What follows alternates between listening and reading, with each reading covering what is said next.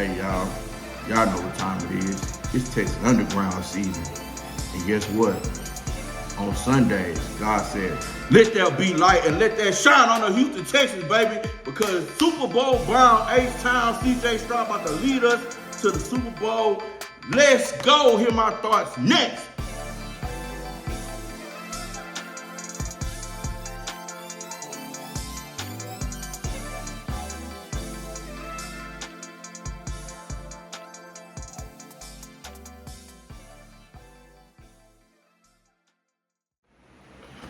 So,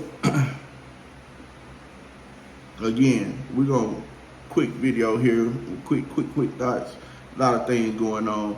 Like I said, we're going to start off with today's game. We're going to talk about our third team playing against the Rams. So what I've been hearing is mixed signals, mixed thoughts, mixed opinions on what had been going on in practice these past 2 days. So I'm saying that the offense didn't have such good days the first day. So I'm saying they did, blase. I haven't been at the camps, that's why I have not been reporting anything with my eyes, but I'm going to just report on what I've seen throughout these couple of preseason games.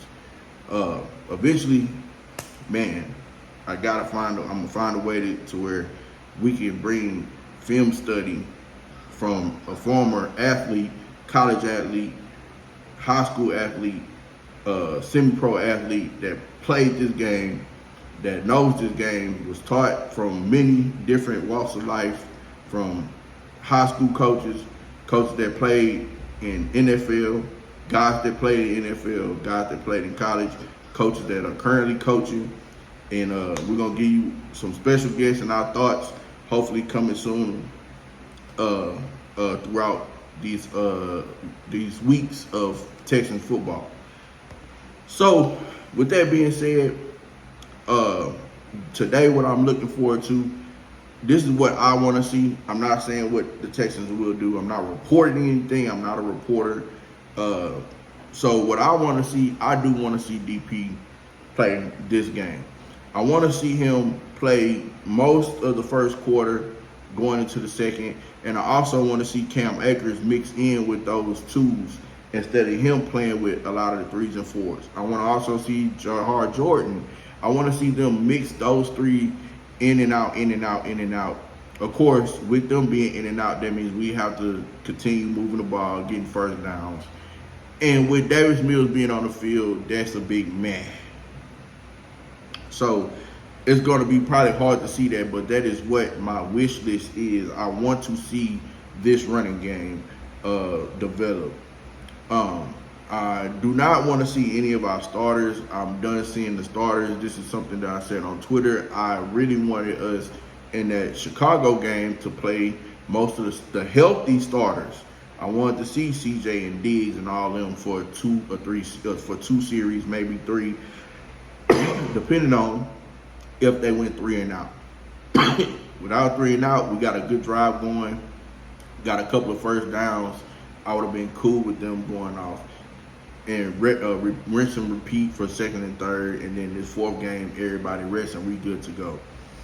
So that's what I'm looking for at the Rams. I'm not too concerned about anything on defense. I'm pretty sure we know who's going to be on the team as far as defensive wise. I think where the real big questions come as far as the receiver room, the running back room, and possibly are we going to keep one extra linebacker, or are we going to keep an extra D lineman instead of that linebacker? And with that, here's my thoughts on the roster. So, like I said earlier, we're talking about the 53-man roster. And with my 53-man roster, now we do not have to have the third quarterback, count as a roster spot. He is strictly an emergency guy. He will be in uniform, but I believe he counts for the practice squad. He'll take room up there. And anybody in the comments, please, verify that. Let me know. I do interact in the comments. as well. So, with that being said, quarterbacks I believe will be CJ and Davis Mills. Case Keenum will be the emergency guy. I think Tim Boyle will probably end up, if he doesn't get picked up, he will probably end up on the practice squad and be a guy that they keep. My reason being is because I think Case Keenum is working this season to participate as a future offensive coordinator, quarterbacks coach. With my predictions and what I want to happen as far as us going to the Super Bowl, that means, of course, losing some coaches. And if that does happen, we go to the Super Bowl, you can expect somebody's going to come get Bobby Sloyd and they're going to offer him big money.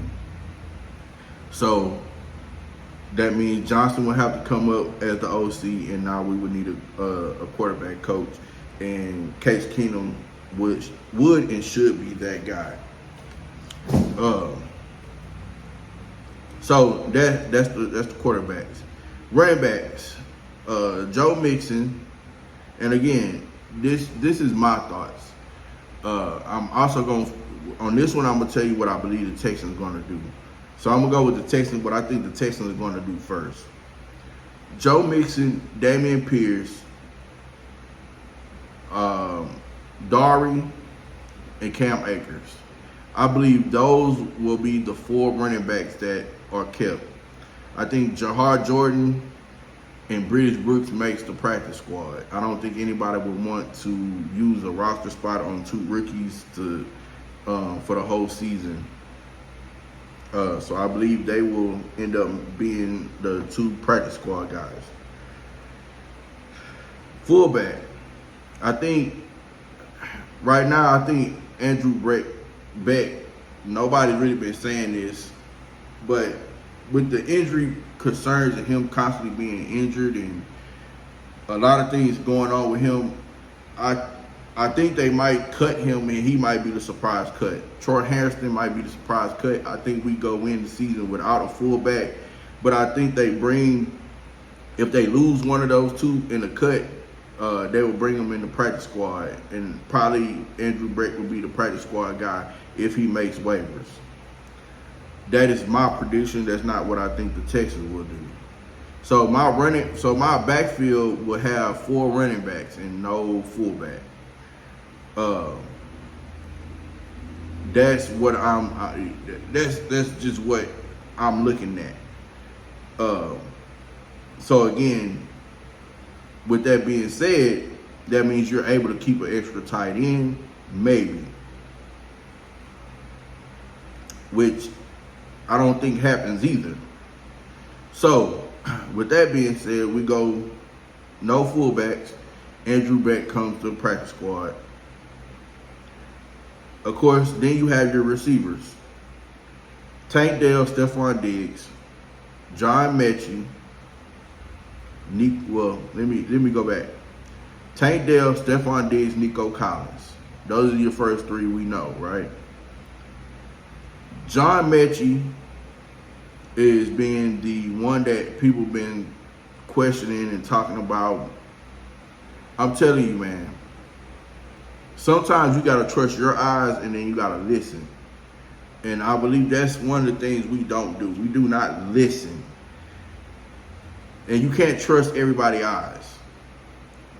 I'm going to listen to guys like C.J. Stroud who have been working with these guys on and off the field. We know that they're going to talk good about their players, of course, but C.J.'s not that type of dude. He's a straight shooter. He's not somebody that's going to blow smoke for no reason. John Mechie has improved a lot. John Mechie was officially the best receiver in that Alabama receiving room with guys like Williams. Williams from the Lions. I can't think of his first name. John Mechie was Bryce's go-to guy before the injury. He got leukemia. He fought through that and fought through an ACL repair. I'm a person that knows a lot about ACL and meniscus tears. I dealt with it. Those are things that are hard to come by or rebuild from, because you feel that you can do it, but your body just doesn't allow you to. Meaning, my first year after my ACL, I felt like I could run again. I felt like I could really just get out there and cut and move like I used to. I couldn't do it. I had a new way. I had to relearn. I actually had to relearn how to walk in general, because I had a slight MCL tear along with the meniscus and ACL. So once I got out, it was relearning how to walk and move my knee the way it should. So I had to rebuild my thigh muscle. I spent a lot of time just trying to get the thigh muscle to activate. So that is something that he had to deal with, and also dealing with leukemia and radiation and the medicine that he needs. That cancer stays around in your body. With all that being said, this is probably his healthiest he's probably ever felt since his days in Alabama. This guy is very talented. You hear guys like Robert Woods and Noah Brown constantly say, man, he's probably the most athletic guy in the receiver room. Diggs comes out and says the same thing, that this dude is extremely athletic. He's probably more athletic than half of the receiver room. That is telling me something. That is telling me that when I look at a guy like Tank Dell, who looks as if he's running full speed on every route, he's not really running full speed, and he's able to cut and break and go from 0 to 40, and then go from 40 to 20, and then 20 to 60 in a blink of an eye.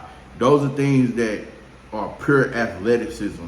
And if you're telling me a 10-year vet like Stephon Diggs, you're telling me what is it, like 6-7 year vet like Noah Brown, who's been in the Cowboys with CD Lamb and those guys, at Ohio State with Garrett Wilson when he was a freshman, and with those guys, and you're telling me these guys don't know what a receiver or an athletic person looks like?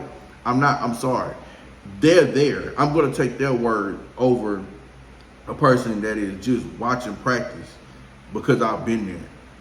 I've been in that locker room. I've been there. So John Mechie makes this roster. Xavier Hutchinson makes this roster. So that gives us 1, 2, 3, 4, 5 receivers. I'm gonna tell you, Robert Woods makes this roster. He's our number 6. Noah Brown makes the roster, but he goes to PUB.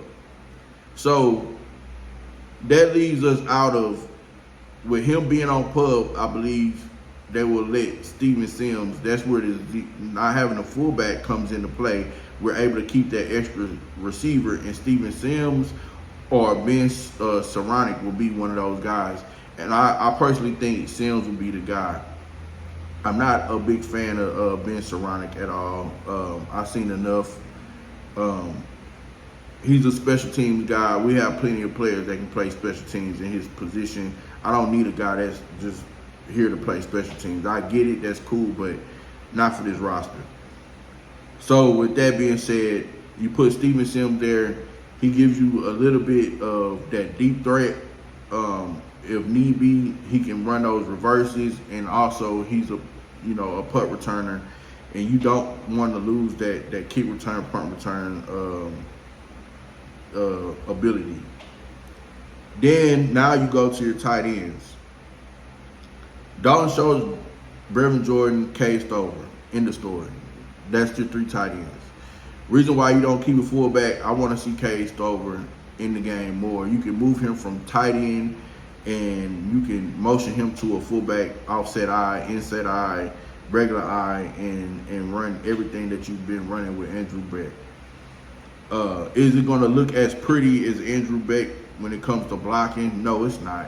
He's a work in progress. Cade Stover is an original defensive end. If you don't know, at Ohio State, he was recruited to be a defensive end. He was a 4-star guy, and he played defensive end and switched over to play tight end. Excuse me. He's a physical guy. can catch with his hands away from the body, and he loves contact. So then we get to the offensive line. Of course, we got the starters: Laremy Tunsil, Kenyon Green, Juice Scruggs, Shaq Mason, and Titus Howard. Blake Fisher is your swing tackle. He's going to be your backup. Kendrick Green, Jared Peterson, a guy that I like coming out of Notre Dame. And I believe when you get past that, Nick Booker will be the extra guy. So the guys that get cut, the guys that get cut, I believe, is Dieter. I want to say they keep Dieter. They might keep Dieter.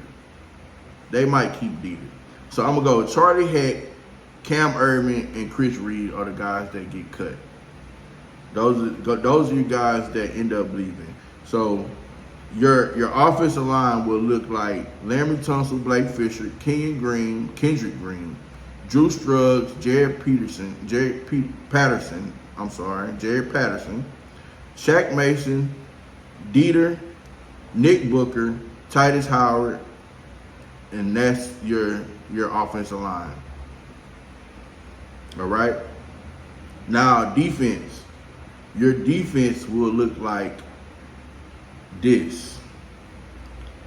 Your defensive ends will be Will Anderson, Derek Barnett, Jerry Hughes, Ali Gay. You will then see on the opposite side Daniel Hunter and Solomon Boyd. I believe Solomon Boyd makes the team. I believe Solomon Boyd will be a contributor, not early, but later on in the season, especially when D'Amico gets into his bag where he starts moving guys around and putting Will Anderson in the middle and putting guys like Solomon Byrd and D'Amico Autries and Jerry Hughes on the outside and doing things like that, where he has Mario Edwards and Daniel Hunter doing DN stunts. Those things are going to be worth watching come week 1. So that leaves us with 1, 2, 3, 4, 5, 6 defensive ends. All right. D tackles, you have Mario Edwards, Fadakowski, Khalil Davis, Marcus Harris. Those are those are your guys, and Daniil Hunter, D'Amico Autry. I'm sorry, not Daniil Hunter. D'Amico Autry. Archie will be here, but he's suspended, so that is what it is. So I think Tim Sutter will start on the PUP list. If not cut completely, Kurt Heinrich will be gone.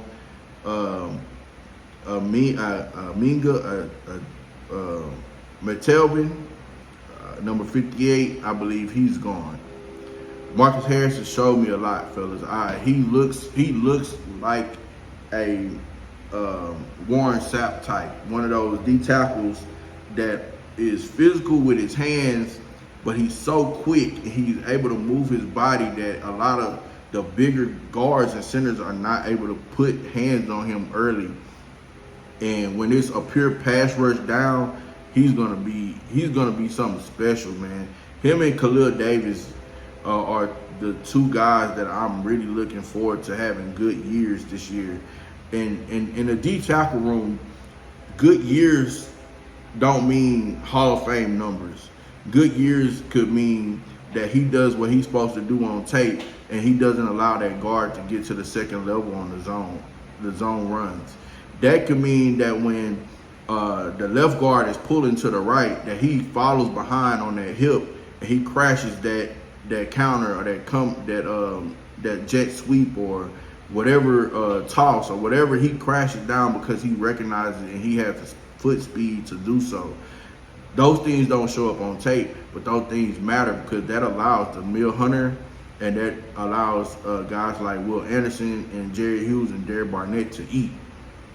Also, with guys like him, you can run these DT stunts where he pushes that he pushes that tackle out and lets guys like Will Anderson and Hunter wrap around or cut through to get to the quarterback quicker.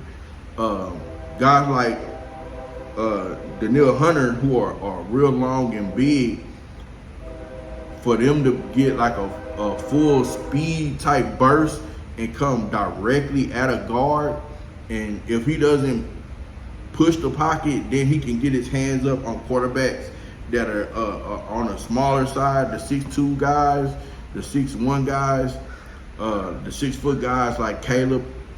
They're gonna have issues trying to see over when it comes to those types of things with those stunts. Also, you can do that with a DN stunt. Now you have Danielle Hunter crashing down on the guard, and then you wrap around a guy like Khalil Davis or Mario Edwards or Marcus Harris. Fedakowski is more your eater. He's more your run stopper. He wants to try to eat up two guys to allow the linebackers to fill holes and fill that gap and play downhill. So don't expect Fedakowski to have 8-9 sacks and stuff like that. That if he does, then that means we have a top 5. We are guaranteed to have a top 5 defense if he has 5 or 6 sacks. I will be looking for more of a Danielle Hunter and Will Anderson to have most of the sacks, and then mix in guys like Khalil Davis and Mario Edwards and Danico Autry, having probably maybe 5-6 sacks this season. Then that brings us down to the linebackers. So you have your starters, Aziz Al-Shahir and Chris Harris. I don't believe Toa will be a starter, but in the base 4-3, he will be a starter, and Toa will be that Sam linebacker.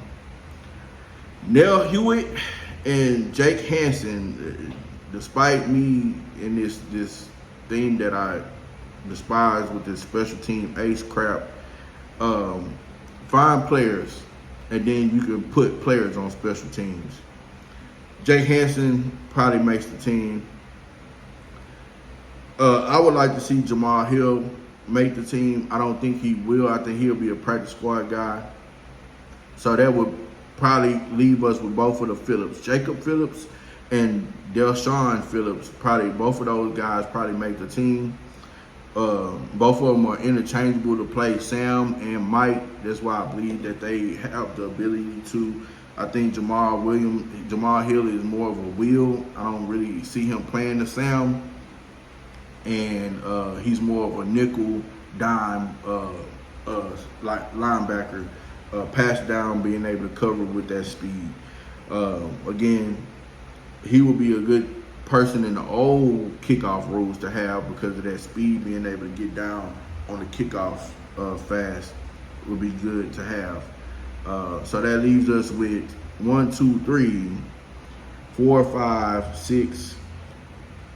1, 2, 3, 6, 7 linebackers. Cornerback room. The cornerback room consists of Darius Stingley and Kamar Lassiter as your starters.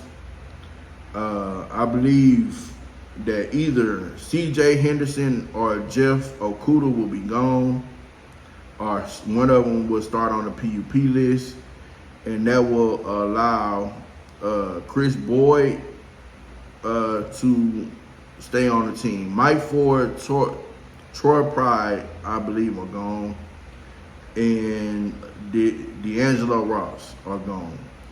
So your DB cornerback room will look like Darius Stingley, Kamar Lassiter, Desmond King, Jeff Okudah, Chris Boyd, and Miles Bryant, I believe. I've been hearing good things about C.J. Anderson, so I'll probably throw him in there, which would leave us with 1, 2, 3, 4, 5, 6, 7 guys in the secondary. in the cornerback room. Your safeties will be Jalen Petrie. He'll be playing a lot more nickel. Jimmy Ward, Kalen Bullock, and Eric Murray. Brandon Hill, who's a guy that I really like coming out of West Virginia as a potential guy that D'Amico could develop. I believe will not make the team, and he'll probably be a roster guy. Lonnie Johnson and MJ Stewart are the cuts. So that is my 53 roster prediction. Again, y'all like, share, subscribe, share on Facebook, follow on YouTube. Y'all please go holler at me on all platforms. Also, my guy Jay Records, we just dropped our week 0 college football predictions. Now, on to what we want to talk about, the end game and what our predictions are for the Houston Texans this season. Look, as I said, I'm preaching Super Bowl, right? But it's not Super Bowl or bust.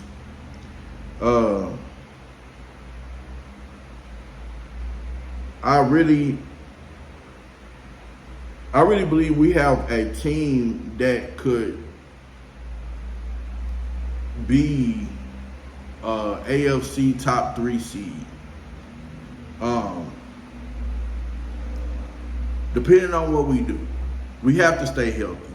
Our offensive line has to get better at pass blocking. Hold on, I'm trying to pull something up here on the iPad. Just to help me with the NFL schedule predicting and keeping up with the wins and losses, just to make it a little bit easier.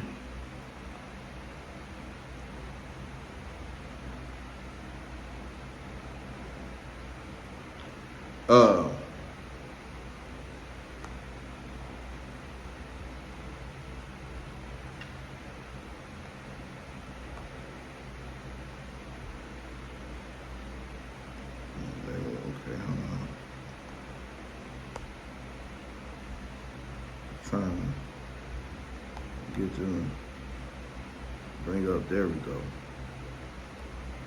All right. So we got it pulled up here. Now, as I was saying, I believe we have a team that can be a top 3. We have the coaching to be a top 3.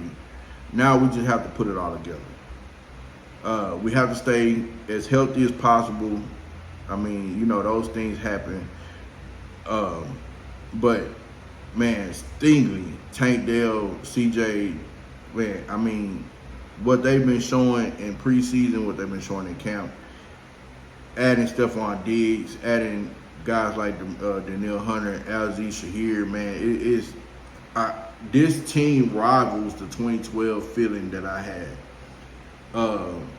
Also that year where we had Matt Schaub and Andre and Aaron Foster, and we went there and I forgot the game it was when Schaub did the quarterback sneak and broke his foot. We had the number 1 seed on lock. All we had to do was just win one game, and everything came to Houston. And at that point in time, I literally would say that Houston was one of the toughest places to play, one of the loudest stadiums to play in, rivaling places like Kansas City and New Orleans. We're getting back to that type of feel again. So again, like I said, I didn't want to make this video too long, so we're gonna go ahead and hop right into the schedule prediction. Week 1, Texans, Colts. I don't like what I see from the Colts. I don't think AR They will use AR in the run game more than what they did in this preseason. So that is going to give something to look at. It's going to change some of the things that we see. So that's going to open some holes for Jonathan Taylor, because the defensive end has to hold the outside so that he doesn't run free. He being AR-15. Jalen Petrie is going to play a big part in this game. His tackling is going to play a big part in this game. Alzeel Shahir, leadership, is going to play a big part in this game. Right now, there's no way that you could tell me that offense is going to outscore ours. I just don't believe it. I think the defense can stop us. The Colts do have a good defense in the front segment, but their secondary is not trustworthy. Stephon Diggs, Nico Collins will eat week 1. And I'm going to hold off on a lot of other stuff, but I'm going to tell you right now. If you did not believe, if you're a Houston Texans fan and you do not believe that that we cannot beat the Colts week 1, then you don't believe that we're a championship team. We have to beat the Colts week 1 on the road if we want to be considered a championship team. If we want to be considered a top 1, 2, 3 seed, we have to go in there and dominate the Indianapolis Colts. We have to go in there and put our foot on their throats. We have to go in there, and when we take a 14-point lead, we do not get the ball back on 3 and out and run 3 run plays in a row, Bill O'Brien style. We have to go in there and go take that 14-point lead, that 10-point lead, and make it a 17-point lead. We have to go in there and we have to hit AR-15 or AR-5 every time that he drops back. Every time he wants to run a read option, he needs to get hit. He needs to feel the pressure of this Houston Texans defense. And all that talk, all the talk that's been going on all season long, the speed and all, those guys are good. I give it to them. Those guys are good, man. Those linebackers, the linebackers are good. But it's put up and shut up time. It's Joe Mixon. It's C.J. Stroud. It's Stephon Diggs. It's Nico Collins. It's Tank Dell. It's Xavier Hutchinson. It's John Mechie. Y'all have to step up and step out in this game and make this game feel like a Super Bowl game and show Houston. Because in week 2, when y'all come back, boy, I tell you, in week 2, when y'all come back, when y'all come home, and y'all play the Bears on Sunday Night Football. Y'all play the Bears on Sunday Night Football. Ooh, I hope this gets to CJ and y'all. Y'all play the Bears on Sunday Night Football after winning the game against the Colts, and y'all thought that the crowd was loud for that playoff game? Bring us home and win against the Colts and watch what happens Sunday night. Sunday night, the first time y'all get to rock the deep steel blue, the true deep steel blue color. The real deep steel blue color. At home, at nighttime. A primetime game. Something that we haven't had in 2 years. At home. This stadium is going to be rocking like no other. It's going to be rocking like D'Amico Ryans keep telling y'all how it's going to be rocking. And again, after that week 1 win, because I predict we beat the Colts, I again predict that we beat the Chicago Bears. And we start off the season 2-0. Then we go down there to Minnesota. We go up there to Minnesota. And we go play Sam Darnold. We're going to get our revenge on Jonathan Gennard. It's sad that he left. But we did get better. Jonathan Gennard is a good player. But, again, weaker quarterback. Offense not as potent. Jordan Addison will be probably suspended So Justin Jefferson is the guy. And that's why we have guys like Stingley. That's why we have guys like Jimmy Ward. That's why we have guys like Jalen Petrie and Kamari Lassiter. For the first time in a long time, the Houston Texans go up there to Minnesota, and we put a stumping on Minnesota. I say the first game is close against Indianapolis, maybe a 7-point win, maybe a 3-point win, maybe a 4-point win. It's going to be a close game. It's going to come down just like it did last season, week 17.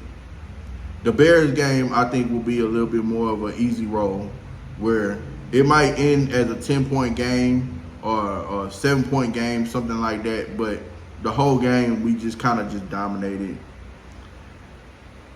Again, this one will be a complete domination. Sam Darnold with Danielle Hunter going back. Sam Darnold will not know what hit him.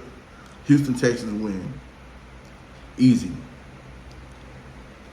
Jacksonville comes to Houston.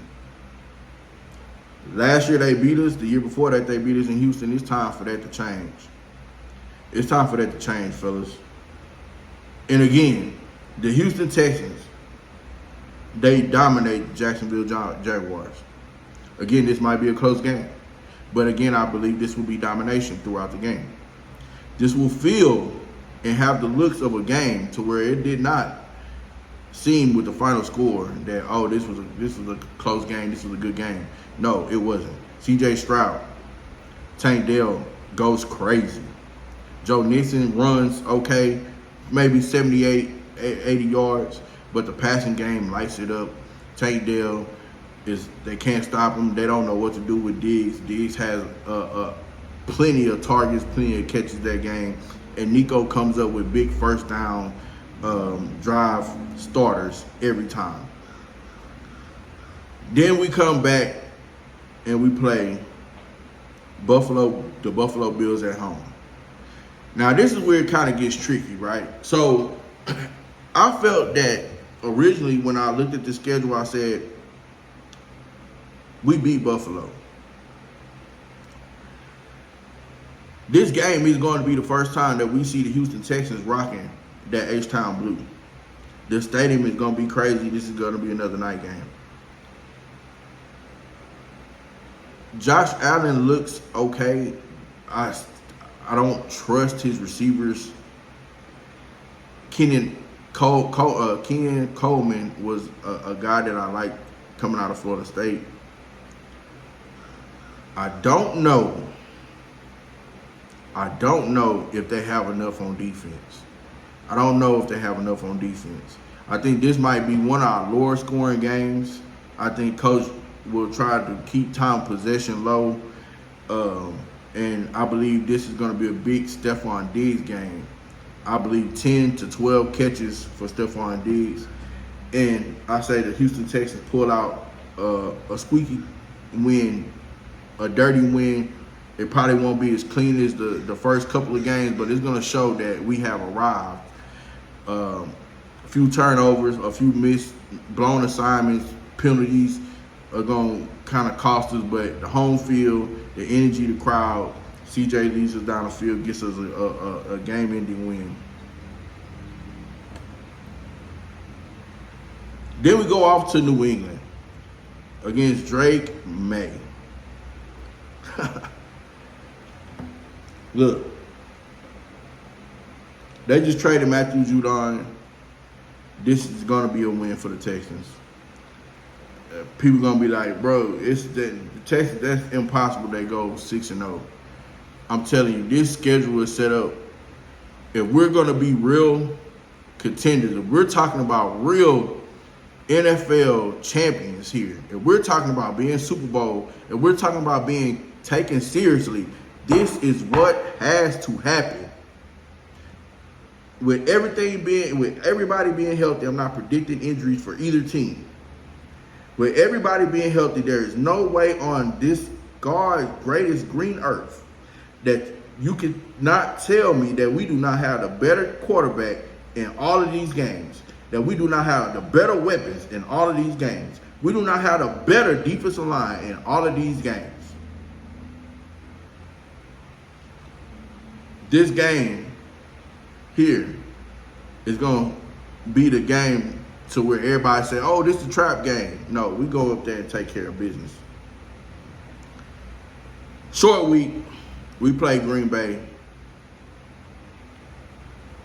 I thought it was a short week we played Green Bay. Let me make sure of that, because I thought we played Green Bay on a Thursday. I might be wrong. Oh, no, we played them on Sunday. Okay, it's 12. But anyways, playing Green Bay, my bad. We play at Green Bay. Look, Jordan Love is not the better quarterback. He's not the better quarterback than CJ. But I do think Green Bay does win this game. Strictly because they're being on home, they're at home. If we were to win this game and start off 7-0, that would be lovely. I just think that we'll probably have, eventually something gives, right? We've seen a lot of teams start off with those kind of starts with 6-0, 7-0, and then all the pressure happens where, oh, they're gonna go undefeated type shit happens, and we're definitely not going undefeated, but this is the time where I say week 7, that's the game to where it's a toss up, but I also can see us just going in there and laying the egg on that game. Next, we play the Colts at home. That's a win. Well, we're gonna sweep the Colts this year. They're a better team than most people think, but we're a damn good team too, like D'Amico said last year. And I think that that game that's a game that will define the season, because now we have a good hold on the division by beating the Colts and sweeping them. Then on a short week, we go to New York or New Jersey. I think we lose this game in New York. Aaron Rodgers, we've struggled with those types of quarterbacks. I think Aaron Rodgers will give us fits. The defense will be playing unbelievable. I really hate to say this, but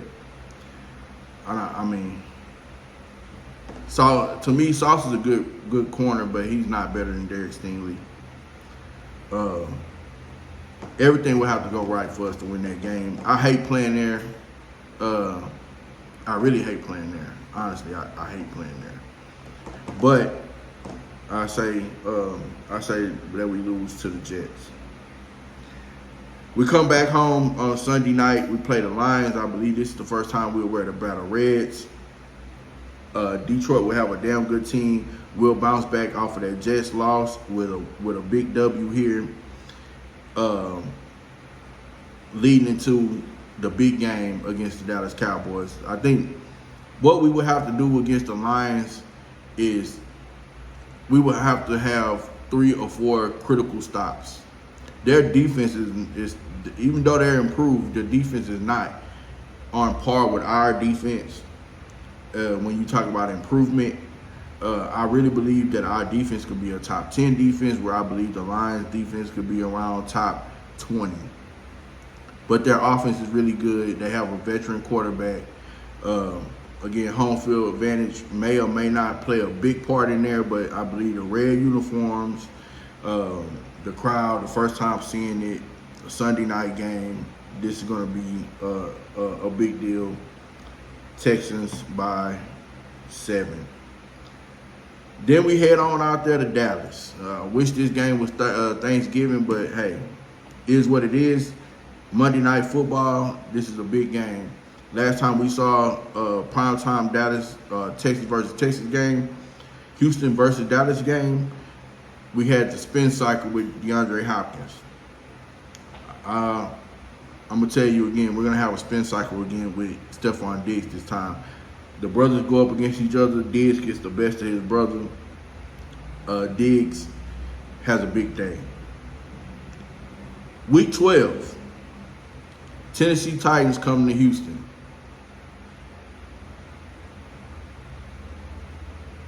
Not even going to waste my time with fucking Will Levis. Bye. Get off the field. You don't belong. That goes into week 13 where we play Jacksonville. I think Jacksonville will come out hungry. They haven't won a game at home in a while against the Houston Texans. They'll come out hungry.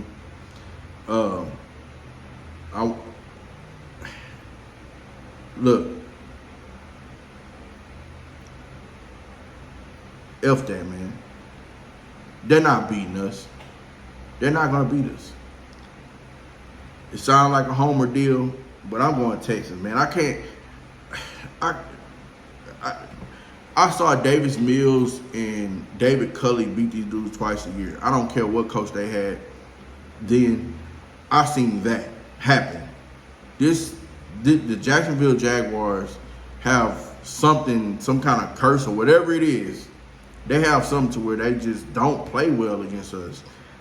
It don't matter who is our coach, who our players are. We're going to beat Jacksonville. Now here comes the tough stuff. Here comes the tough stuff. So right now you have the Houston Texans sitting at 11-2, looking playoff bound, playoff worthy, number 1 seed. And this is where the hard stuff comes in. I have Dolphins coming in after the bye week. I think we have a letdown. I think the Dolphins beat us at home. So I'm going to speed it up. We're already 45 minutes in. Y'all hit the like button, subscribe, share, love, Facebook. Thank y'all. I appreciate it. Appreciate you taking the time, spending a little time with me while we talk Houston Texans football in here in the underground. I think the Dolphins have too much speed. I think that they come in this game. I will be in attendance for this game, if God willing, to bless me as He has blessed me to see my 38th birthday, which as a recording is today. This will be posted tomorrow. Today is my 38th birthday. So I appreciate all the love and support that I've had and received from family and everybody. And I think this is where the slump kinds of start. I think now we go to Kansas City in the cold on a Saturday, Christmas Day. I think this is the Christmas week deal where we play Saturday and then we turn around and play Wednesday. This is the loss. This is the loss for me. This is where I think we end up losing that first, second seed. We lose to the Dolphins, we turn them back and lose to Kansas City. On Christmas Day, on a short week, I think D'Amico has to find a way to understand how to deal with these running quarterbacks in this type of scheme playing the Baltimore Ravens.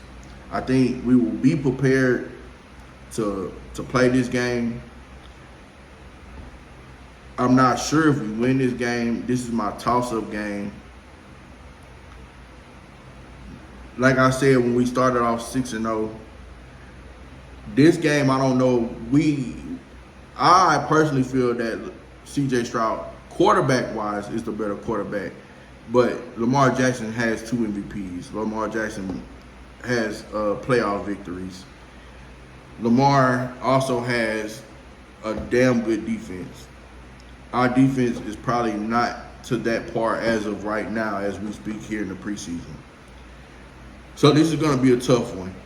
But I'm going to go ahead and say that we win this game.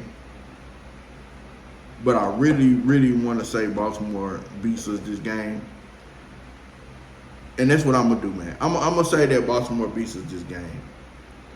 I say we go, this schedule, the reason why I'm saying this is because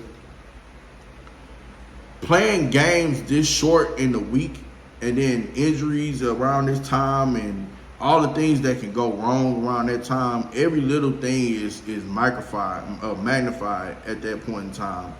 And we haven't shown proof yet of being able to deal with these types of quarterbacks. So I'm going to go ahead and say Baltimore. I know a few of my Raven buddies and fans, they're going to approve of this message. So then we end off the season going to Tennessee. They're probably going to play in our Houston Oilers color jerseys, even though they're not the Houston Oilers. That's for another day, another topic for another day. The Titans, who always want to claim our stuff, now they're trying to claim H's up. They don't even have an H in their fucking name. Craziest shit ever. But anyway, on the topic, we sweep Tennessee. We go ahead and win. That gives us an 11-5 record.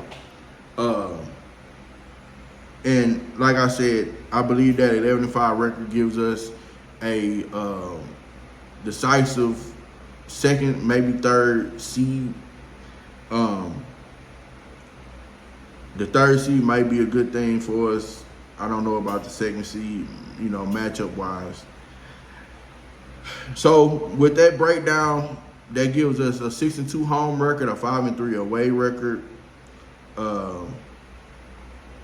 And possibly will be 7-5 against playoff teams. Again, hit the like, hit the subscribe button, hit the notification bells. I will be bringing more of these types of videos to your crib. I appreciate you. I love you. Go get y'all some good food. It's time to go to work, Texans. Super Bowl bound. Let's go.